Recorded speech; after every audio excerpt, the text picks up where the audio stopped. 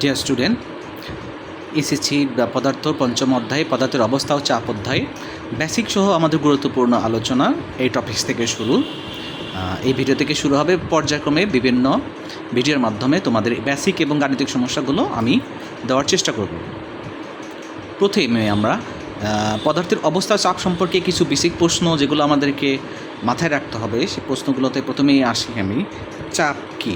আমি ধারাবাহিকভাবে একটা একটা করে ব্যাখ্যা করব, ইনশাল্লাহ পরবর্তীতে গাণিতিক সমস্যাগুলো তোমাদের জন্য সলিউশন করে দেব। যদি তোমরা এই আমার সাথে একসাথে পথ চলো, ইনশাল্লাহ আশা করি বেসিক থেকে গাণিতিক সমস্যাগুলো পর্যায়ক্রমে সলিউশন হয়ে যাবে আর কি। প্রথমে আমরা আসি চাপ কী। চাপের সংজ্ঞা অনুসারে আমরা বলতে পারি একক ক্ষেত্রফলের ওপর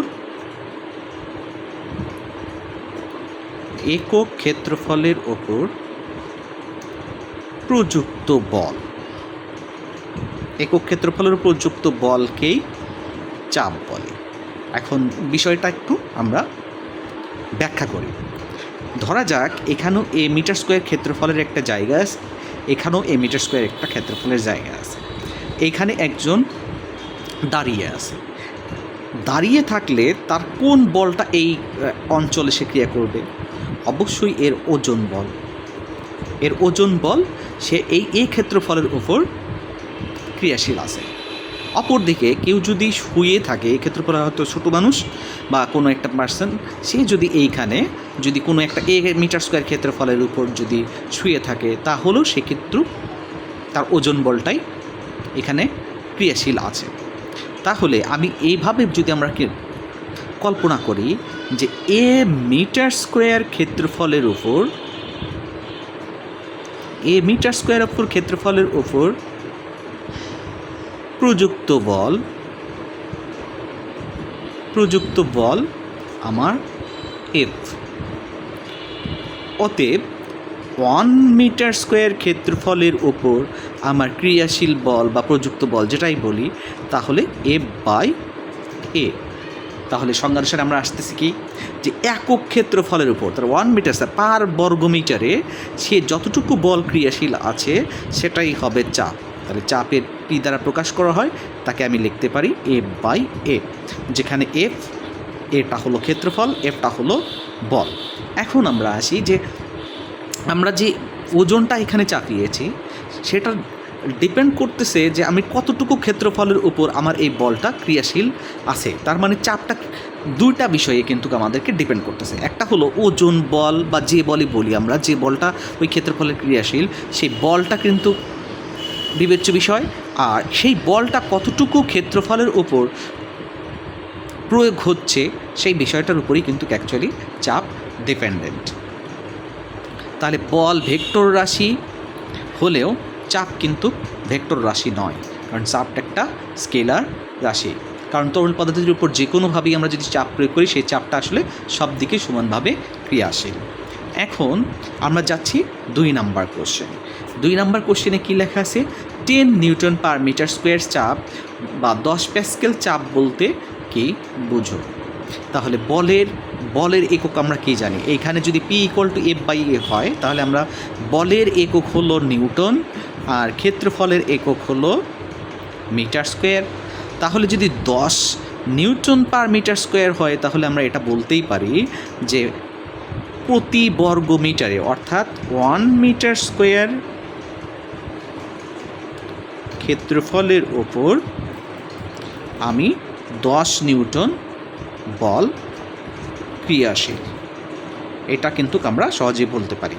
আর নিউটন পার মিটার স্কোয়ার, এই newton per metre square equal to pascal. তাহলে এটা যদি আমাকে এখানে বলে যে 10 প্যাসকেল চাপ বলতে অ্যাকচুয়ালি কী বুঝো, তাহলে কিন্তু আমরা এটাই বলবো যে 1 মিটার স্কোয়ার ক্ষেত্রফলের ওপর 10 নিউটন বল আমার ক্রিয়াশীল থাকবে। প্রিয় শিক্ষার্থী, এখন আমরা চাপ ও ক্ষেত্রফলের মধ্যে সম্পর্ক বোঝার একটু চেষ্টা করব। আমরা সংজ্ঞানুসারে আমরা দেখলাম যে চাপ সমান সমান বল ডিভাইডেড বাই ক্ষেত্রফল। এখন ক্ষেত্রফলের উপর কিভাবে চাপ পরিবর্তিত হয় সেই বিষয়টা একটু বোঝার চেষ্টা করি। ধরা যাক আমরা কোনো একটা ক্ষেত্রের ওপর দাঁড়িয়ে আছি। দাঁড়িয়ে থাকলে আমরা ভূমির একটা নির্দিষ্ট অংশে আমাদের ওজন বল তার উপর পড়ে। এখন ধরে নিলাম হিসাবের সুবিধার্থে আমি ধরে নিলাম সেটার ক্ষেত্রফল আমার 1 মিটার স্কোয়ার জায়গার উপর আমি নিলাম হিসাবের সুবিধার্থে। এটা অনেক কম হবে, তারপর আমরা হিসাবের সুবিধাতে ধরে নিলাম আমরা যখন 2 পায়ে দাঁড়াই তখন আমাদের ওজন বল সেটা ভূমি বরাবর 1 মিটার স্কোয়ার ক্ষেত্রফল, এবং সেক্ষেত্রে আমি ধরে নিলাম আমাদের ওজন 100 নিউটন ধরে নিলাম হিসাবের সুবিধার্থে 100 নিউটন। একই অবস্থায় আমরা যখন কোনো বেডে যখন আমরা শুই, তখন শোয়া অবস্থায় যখন আমরা অধিক এলাকায় অর্থাৎ বেশি সংখ্যক এলাকা জুড়ে কিন্তু আমরা আমাদের ওজন বলটা ক্রিয়া করে, সেক্ষেত্রে আমি ধরলাম আমরা শোয়া অবস্থায় একটা বিশাল একটা অংশ সেটা আমি ধরে নিলাম সেটাতে 50 মিটার স্কোয়ার জায়গা, অর্থাৎ এখানে 1 মিটার স্কোয়ার, এখানে আমি ধরে নিলাম সেটা 50 মিটার স্কোয়ার জায়গা। আমরা যখন শুয়ে থাকি তখন দুইটার ক্ষেত্রেই কিন্তু আমাদের কী বল নিচের দিকে ক্রিয়া করতেছে, দুইটার ক্ষেত্রেই কিন্তু আমাদের ওজন বল নিচের দিকে ক্রিয়া করছে। ওজন বল যখন পায়ের পাতার উপর দাঁড়িয়ে আছি তখন সেটা 1 মিটার স্কোয়ার ক্ষেত্রফলের উপর আমি ওই ওজন বলটা ক্রিয়া করতেছে, যখন আমি শুয়ে আছি সেটাতে আমার 50 মিটার স্কোয়ার বল ক্রিয়া করতেছে। তাহলে চাপের কী তারতম্য আসবে? তাহলে চাপ সমান সমান এখানে 100 ডিভাইডেড বাই ক্ষেত্রফলের ক্ষেত্রে আমি যখন দাঁড়িয়ে থাকবো তখন 1 ইকুয়াল টু তার মানে 100 নিউটন, অর্থাৎ 100 প্যাসকেল, বা যেটাকে আমি বলতে পারি নিউটন পার মিটার স্কোয়ার, অর্থাৎ 100 নিউটন প্রতি বর্গ মিটারে আমি 100 নিউটন বল প্রয়োগ করছি। কিন্তু যদি আমি দ্বিতীয় ক্ষেত্রে আসি, অর্থাৎ শুয়ে থাকা অবস্থার কথা চিন্তা করি, তাহলে আমার চাপ কী হবে? চাপ ইকুয়াল টু বল ডিভাইডেড বাই ক্ষেত্রফল। বলের মান আমার ওজন বল তো সেমই থাকতেছে 100 নিউটন ডিভাইডেড বাই ক্ষেত্রফল আমার কত? 50 মিটার স্কোয়ার। তাহলে কাটাকাটি করলে সেটা আমার কত আসতেছে? 2 নিউটন পার মিটার স্কোয়ার। তার মানে দেখা যায় যে আমরা দাঁড়িয়ে থাকার চেয়ে আমরা শুয়ে থাকলেই কিন্তু সেক্ষেত্রে আমরা কম চাপ প্রয়োগ করি, আর দাঁড়িয়ে থাকলে আমরা ভূমিতে চাপটা বেশি প্রয়োগ করি। একই কথা প্রযোজ্য যদি আমরা কোনো পিনের মাথাটা চোখা হয় এবং কোনো আমি রডের কথা যদি চিন্তা করি, এই রডের মাথা যদি ভোঁতা হয়, তাহলে দেখেন এইখানে যখন কোনো দেয়ালে আমি আঘাত করব, আমি ধরলাম সেটাতে আমার 10 নিউটন বলে আমি আঘাত করতেছি, এবং এই ক্ষেত্রে আমার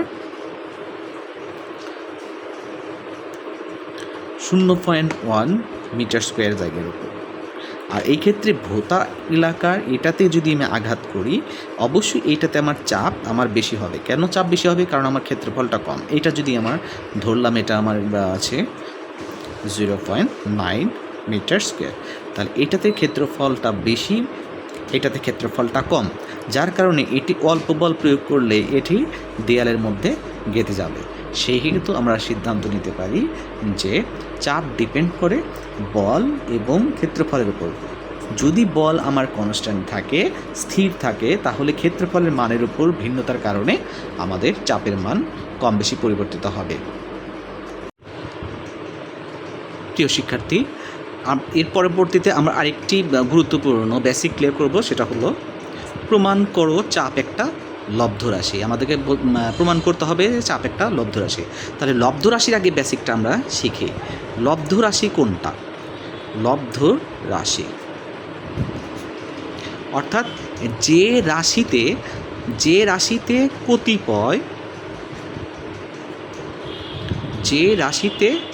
কতিপয় মৌলিক রাশির সমন্বয়ে তৈরি, মৌলিক রাশি বিদ্যমান থাকে, মৌলিক রাশি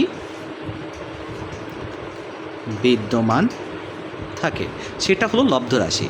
লব্ধ অর্থাৎ লাভ করি। আমরা কোনো একটা রাশি যদি নির্ণয় করতে চাই, সেই রাশি নির্ণয় করতে যদি আমাদের কতগুলো মৌলিক রাশির উপর নির্ভর করতে হয়, ডিপেন্ড করতে হয়, তাহলে সেই রাশিটাকে বলা হবে লব্ধ রাশি। তাহলে আমরা আগে বলবো লব্ধ রাশির সংজ্ঞা দিয়ে ক্লিয়ার করে নেব যে লব্ধ রাশি কী। যে রাশিতে কতিপয় মৌলিক রাশি বিদ্যমান থাকে, কিংবা যে রাশি নির্ণয় করতে গেলে কতিপয় মৌলিক রাশির ওপর নির্ভর করতে হয়, সেই রাশিটাকে বলা হবে লব্ধ রাশি। তাহলে চাপ যদি আমি নির্ণয় করতেছি, তাহলে আমাকে দেখা যাচ্ছে আমি লিখতে পারি বল ডিভাইডেড বাই ক্ষেত্রফল। বল সমান সমান আমরা কী জানি? বলের আমরা ইংলিশ ভার্সনটা লিখে অভ্যস্ত MA, অর্থাৎ এমটা ভর, এটা ত্বরণ। আর ক্ষেত্রফল সমান সমান আমরা কী জানি? ক্ষেত্রফল সমান সমান দৈর্ঘ্য গুণন প্রস্থ। এখন ত্বরণের পরিবর্তে আমরা কী লিখতে পারি? বেগ ডিভাইডেড বাই সময়। তাহলে এই রাশিটাকে এখন যদি আমি ক্লিয়ার করি, ভর গুণন বেগ নিচে দৈর্ঘ্য গুণন প্রস্থ গুণন সময়। ওকে, এখন বেগকে আমরা পরিবর্তন করতে পারি, কারণ বেগটা আমার লব্ধ রাশি। তাহলে বেগটা কী? বেগটা হলো সরণ ডিভাইডেড বাই সময়। আর নিচে আগে থেকে যেটা ছিল দৈর্ঘ্য গুণন প্রস্থ গুণন সময়। এখন এটাকে আমি সেরে লিখলে কি হয়? ভর গুণন সরণ ডিভাইডেড বাই দৈর্ঘ্য গুণন প্রস্থ গুণন সময়। আর এই সময়টা নিচে চলে আসবে সময়। তাহলে এই সময়টাকে একসাথে আমি লিখতে পারি সময় স্কোয়ার। তাহলে এটাকে লেখা যায় ভর গুণন সরণ ডিভাইডেড বাই দৈর্ঘ্য গুণন প্রস্থ গুণন সময় উপর স্কোয়ার। বাস, এর মাধ্যমে আমি দেখছি এখানে আমার কতগুলো মৌলিক রাশি আছে। যেমন ভর একটা মৌলিক রাশি, সরণ একটা মৌলিক রাশি, দৈর্ঘ্য প্রস্থ এগুলো সরণ। এটা দৈর্ঘ্য প্রস্থ সরণ ছাড়া অন্য কিচ্ছুই নয়, এটাও সময়। সুতরাং এখানে কতিপয় মৌলিক রাশি বিদ্যমান আছে। অর্থাৎ আমি যদি চাপ নির্ণয় করতে চাই তাহলে এই রাশিগুলো আমাদেরকে জানা থাকতে হবে। যেহেতু এই চাপটা এই কতগুলো মৌলিক রাশির উপর ডিপেন্ড করে হয়েছে, সুতরাং চাপ একটা লব্ধ রাশি। প্রিয় শিক্ষার্থী, এবার আসবো আমরা চাপের মাত্রা ও একক নির্ণয়। চাপের মাত্রা নির্ণয় করতে গেলে আমরা চাপ সমান সমান জানি বল ডিভাইডেড বাই ক্ষেত্রফল।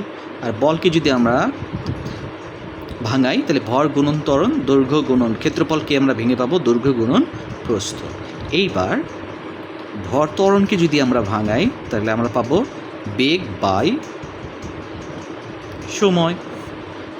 নিচে থাকবে দৈর্ঘ্য গুণন প্রস্থ। এখন এই আমরা বেগটাকেও এখন আমরা চেঞ্জ করতে পারি। তাহলে বেগকে আমরা যদি চেঞ্জ করি তাহলে আমরা লিখতে পারি সরণ ডিভাইডেড বাই সময়।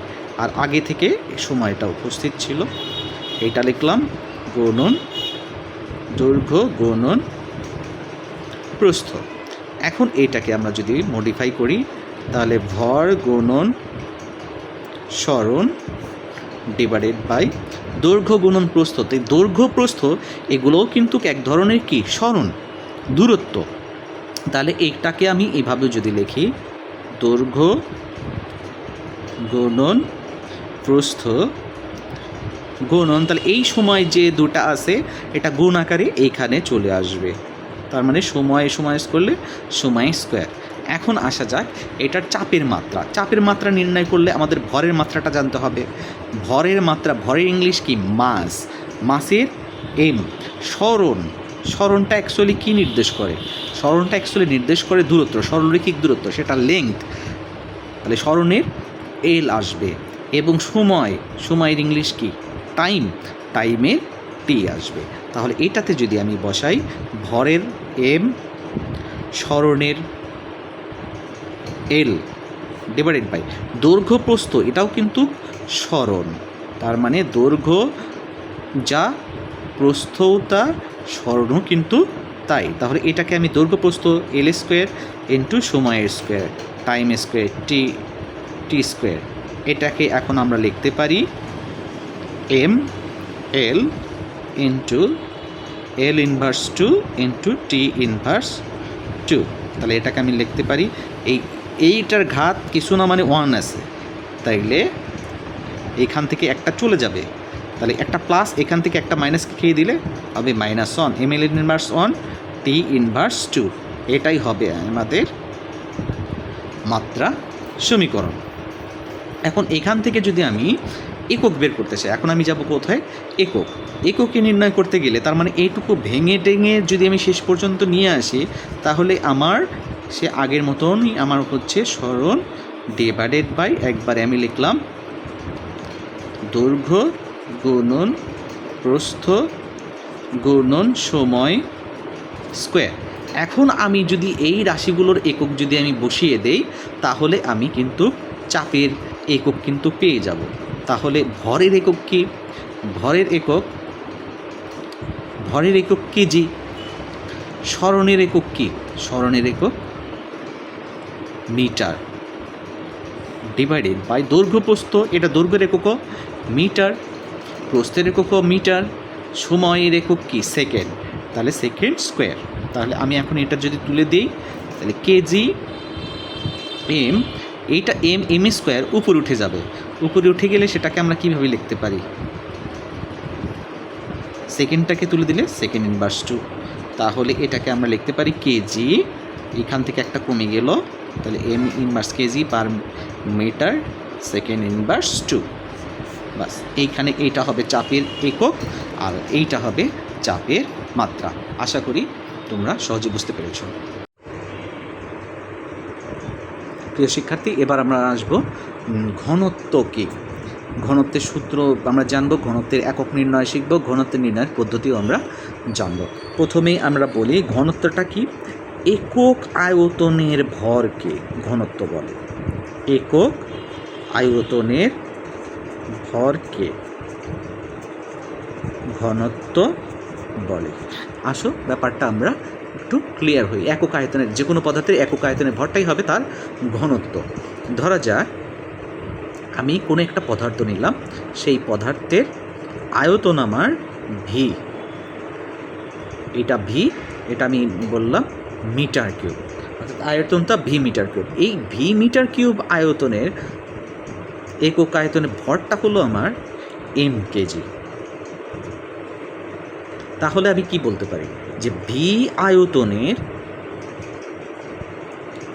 আয়তনের অর্থাৎ ভি মিটার কিউব আয়তনের বস্তুর ভর, ভি আয়তনের ভর যদি হয় এম কেজি, অতএব 1 মিটার কিউব আয়তনের ভর সমান সমান এম বাই ভি, তাহলে কেজি পার মিটার কিউব।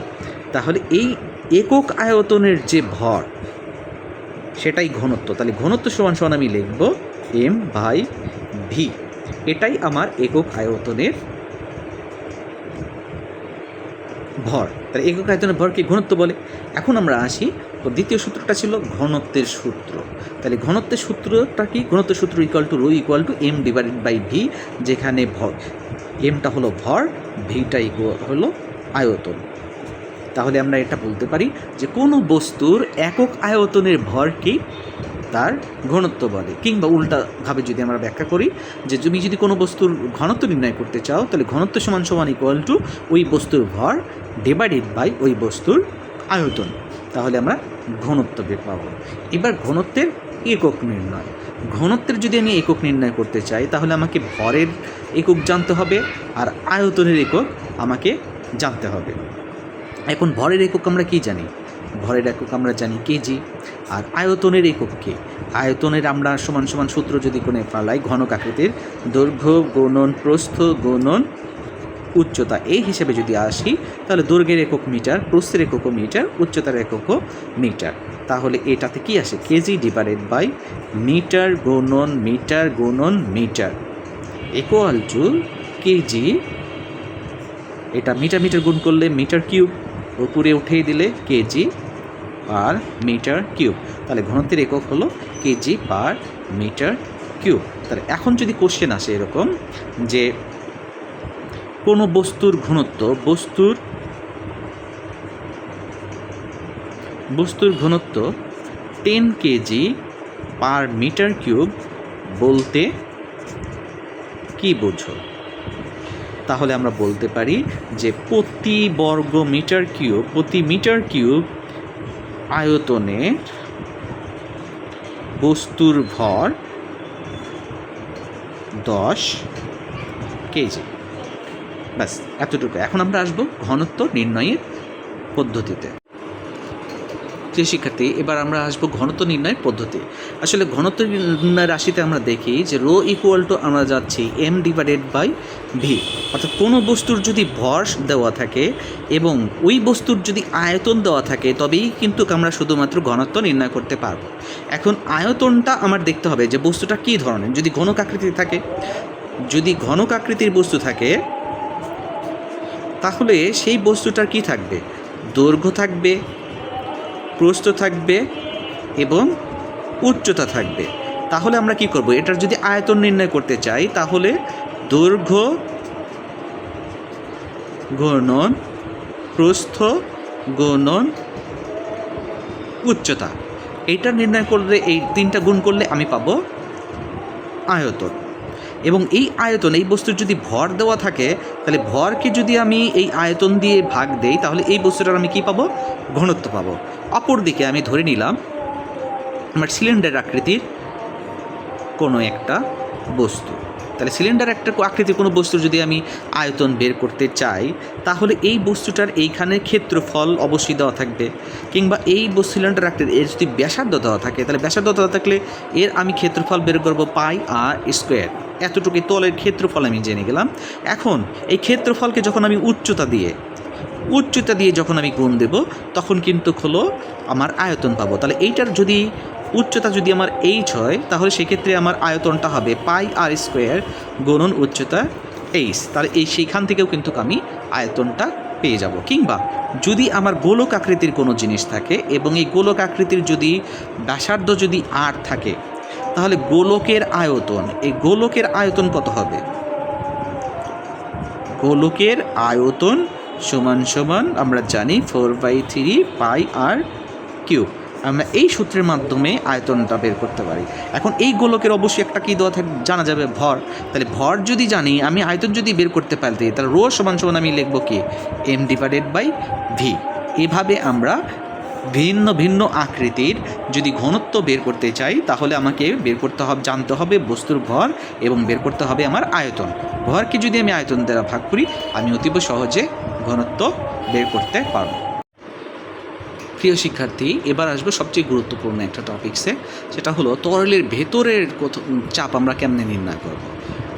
আমরা ধরে নিলাম আমরা সিলিন্ডার আকৃতির একটা আমার পাত্র আছে, সেই পাত্রের তলার দিকের ক্ষেত্রফল হলো আমার এ, এবং তার এই যে যতটুকু পানি আছে তলা থেকে পানির উচ্চতা হলো এইচ। তাহলে এই এইচ পর্যন্ত যদি পানি থাকে তাহলে এই পানিটুকুর ভর ধরে নিলাম আমার হলো, ভর হলো পানির ভর, পানির ভর ধরে নিলাম আমার এম। তাহলে আমার কতটুকু অংশ আমার পানি আছে তার আয়তন, এই পানির এই কতটুকু অংশ জুড়ে আছে সেটার আয়তন আমরা কেমনে নির্ণয় করব। সেটার আয়তন কিন্তু হবে হলো এ গুণন ক্ষেত্রফল গুণন উচ্চতা। এই এত আয়তনের কিন্তু পানিটা আমার আছে, সেই পানির ভর কত আমার এম কেজি। এখন আমার কি করতে হবে যে এই যে আমার পানির এইচ গভীরতায় যে পানির সেখানে এই অবস্থানে আমার কতটুকু চাপ সে অনুভব করবে। তাহলে চাপ সমান সমান, চাপের সমান সমান আমরা কি জেনেছিলাম, চাপ পি সমান সমান আমরা কিন্তু জেনেছিলাম এফ ডিভাইডেড বাই এ। এখন আসা যাক এই চাপ এফটা কি। এফটা কিন্তু এই যতটুকু পানি আছে সেই পানির কিন্তু ওজন বল। তাহলে আমি কি জানবো, কারণ এই চাপটা ক্রিয়েট করতেছে কিন্তু এতটুকু, যে পানিটুকু আছে সেই পানির ওজন বল কিন্তু এখানে ক্রিয়া করছে।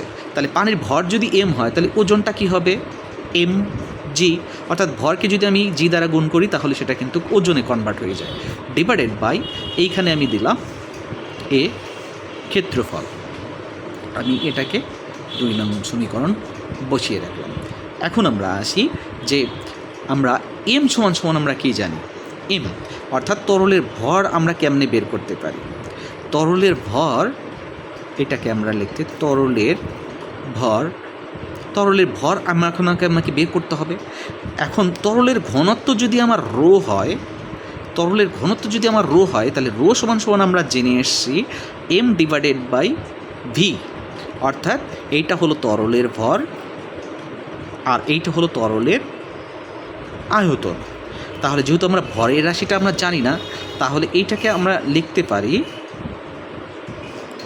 এখানে আমরা লিখতে পারি এম সমান সমান রো গুণন ভি, রো গুণন ভি। তাহলে আমরা এখন পি সমান সমান তাহলে আমরা কী লিখতে পারি? পি এখন 2 নম্বর সমীকরণে যদি আমরা যাই, পি সমান সমান এম এর মান রো ভি, তারপরে কি আছে জি ডিভাইডেড বাই আমার এ ক্ষেত্রফল। এখন আসেন এই যে ভি আয়তন, ভি সমান সমান কী জানি আমরা? A H. ভি সমান সমান আমরা কী জানি? A H. এখন এটাকে যদি আমরা একটু করে লিখি, রো গুণন ভি সমান সমান আমরা জানছি এ এইচ গুণন জি ডিভাইডেড বাই এ। এই এ কাটাকাটি, তাহলে আমার থাকলো কি এইচ রো জি। তার মানে এইচ গভীরতায় তরলের চাপ যদি আমি নির্ণয় করতে চাই, তাহলে আমার কয়টা রাশি সম্পর্কে জানা লাগতেছে? ওই তরল কতটুকু গভীরতা জুড়ে আসে, তার গভীরতা, তরলের ঘনত্ব গুণন অবিকর্ষ স্তরণের মান, জির মান। এই 3টা রাশি আমরা জানা থাকলে এইচ গভীরতায় তরলের চাপ আমরা সহজেই নির্ণয় করতে পারবো। আশা করি তোমরা সহজেই বুঝতে পেরেছ এবং বাসায় প্র্যাকটিস করলে তোমরা সহজেই বের করতে পারবে।